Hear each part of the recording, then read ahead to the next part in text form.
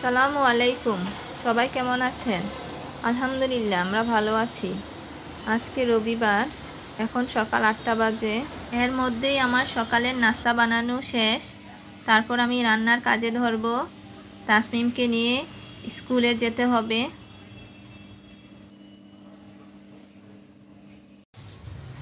এতক্ষণ বসে বসে রসুনগুলো ছিলে নিয়েছি। তারপর এগুলা ব্লেন্ডার করে নিব। তারপর রান্না শেষ করব।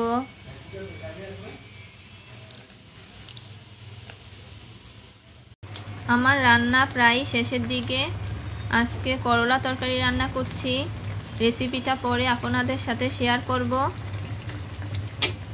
9:30 প্রায় বেজে গিয়েছে।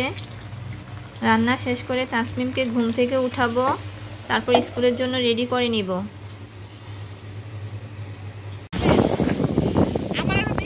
বাচ্চাদের স্কুলে দিয়ে আমরা সবাই ঘোরাঘুরি করছি।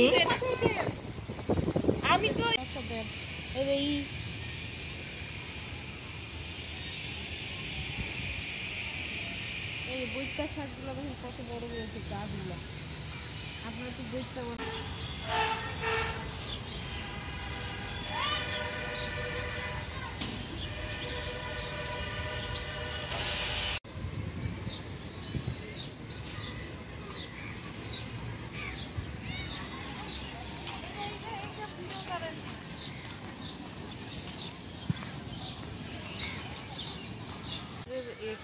পরিমাণটা কম তো সেজন্য থাকে।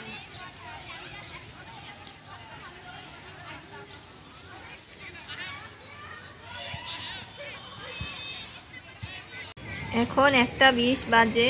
তাসমিমের স্কুল ছুটি হয়ে গিয়েছে। তাসমিম একটু পার্কে ঘোরাঘুরি করছে। তারপর আমরা বাসায় যাব।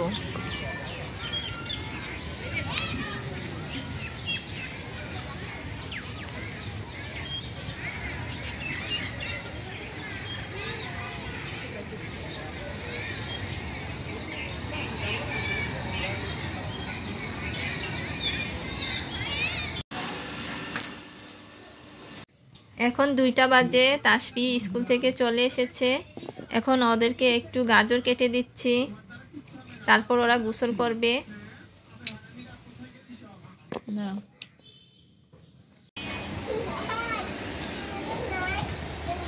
আমাদের সবার গোসল করা শেষ। তাসমিম অপেক্ষা করছে ওর বাবা আসবে। তারপর আমরা সবাই খাওয়া দাওয়া করব। এখন 3:30 বাজে। আমরা সবাই এখন দুপুরের খাবার খাবো।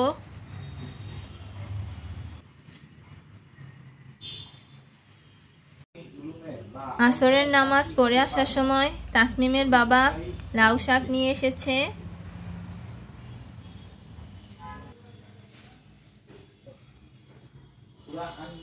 আয়াতের সারমর্ম এই যে ন্যায় ও সুবিচারের ক্ষেত্রে নিজের এবং পিতামাতা ও আত্মীয় স্বজনেরও পরোয়া করো না।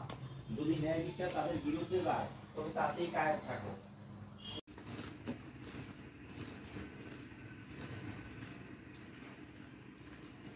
ছবি তুলো।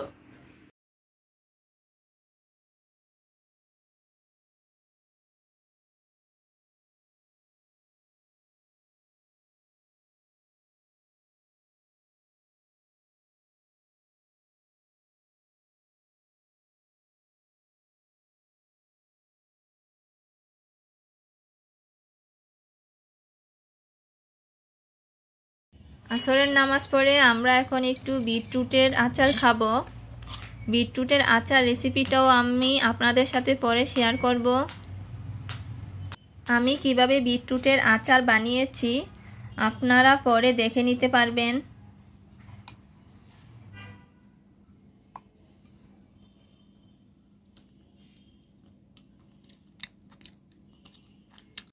সন্ধ্যার নাস্তায় আজ আমরা গুড়মুড়ি খাচ্ছি। তারপর চা বানিয়ে নিব।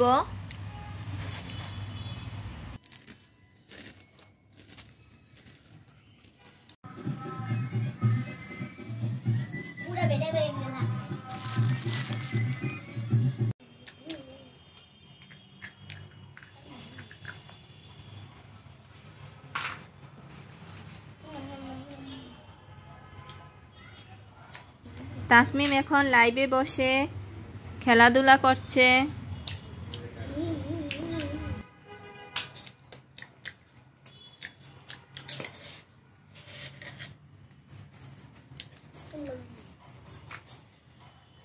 আজ এই পর্যন্তই। সবাই ভালো থাকবেন, আমাদের সাথে থাকবেন।